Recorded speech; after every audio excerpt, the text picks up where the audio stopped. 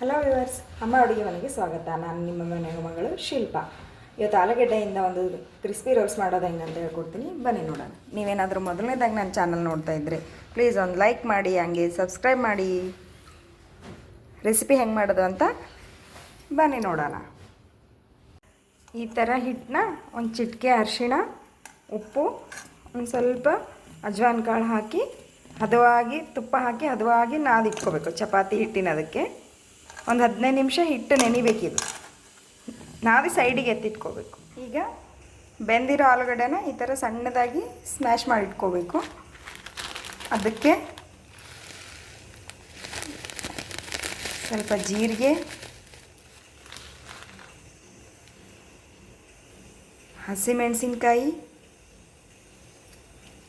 ಸಣ್ಣದಾಗಿ ಹೆಚ್ಕೊಂಡಿರೋ ಕರಿಬೇವು, ಒಂದು ಸಣ್ಣದಾಗಿ ಹೆಚ್ಕೊಂಡಿರೋ ಉಳ್ಳಾಗಡ್ಡಿ, ಹಸಿ ಶುಂಠಿ, ಚಿಟಿಕೆ ಅರಿಶಿಣ, ರುಚಿಗೆ ತಕ್ಕಷ್ಟು ಉಪ್ಪು, ಇಷ್ಟನ್ನ ಚೆನ್ನಾಗಿ ಈಗ ಕಲಿಸ್ಕೋಬೇಕು. ಇದನ್ನು ಈ ಥರ ಚೆನ್ನಾಗಿ ಮಿಕ್ಸ್ ಮಾಡಿ ಇಟ್ಕೋಬೇಕು. ಈಗ ನಾವು ಗೋಧಿ ಹಿಟ್ಟಿಂದ ಒಂದು ಚಪಾತಿ ಅದಕ್ಕೆ ಒಂದು ಲಟ್ಟಿಸ್ಕೋಬೇಕೀಗ. ಈ ಥರ ಹಿಟ್ಟು ಹಚ್ಚಿ ಚಪಾತಿಯಷ್ಟು ಲಟ್ಟಿಸ್ಕೋಬೇಕು. ಲಟ್ಟಿಸ್ಕೊಂಡ್ಮೇಲೆ ಇದು ಆಲೂಗಡ್ಡೆ ಮಿಕ್ಸ್ನ ಈ ಥರ ಹಚ್ಕೋಬೇಕು.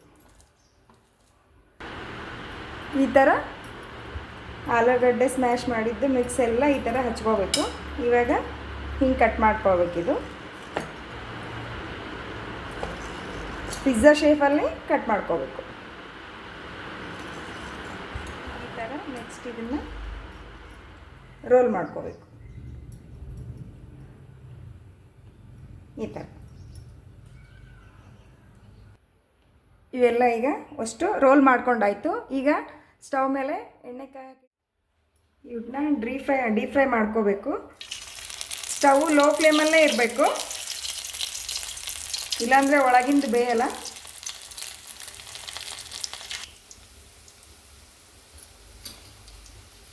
ಸ್ಟವ್ನ ಲೋ ಫ್ಲೇಮಲ್ಲೇ ಇಟ್ಟು ಬೇಯಿಸಬೇಕು.